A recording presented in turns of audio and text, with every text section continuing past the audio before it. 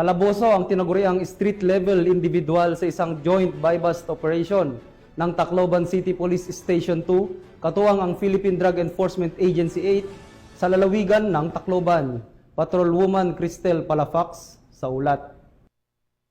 Buso, isang street-level individual sa kinasang buy-bust operation ng mga operatiba sa barangay 1 and 4, Tacloban City. Bandang alas 9:45 ng gabi, nang ikasang operasyon ng mga tauhan ng Tacloban City Police Station 2, Station Drug Enforcement Unit sa koordinasyon sa Philippine Drug Enforcement Unit Agency 8. Nakumpiska sa suspek ang 10 pakete ng hinihinalang shabu na may tinatayang timbang na 5 gramo na nagkakalaga ng 34,000 pesos. Isang genuine 500 peso bill na ginamit bilang buy-bust money at mga drug paraphernalia. Maharap ang suspek sa kasong paglabag sa Section 5 at 11, Article 2 ng RA 9165 o Comprehensive Dangerous Drugs Act of 2002. Ang pambansang pulisya ay patuloy sa kampanya laban sa ilegal na droga at iba pang uri ng krimen upang mapanatili ang maayos, tahimik at ligtas na komunidad tungo sa minimithi natin na bagong Pilipinas.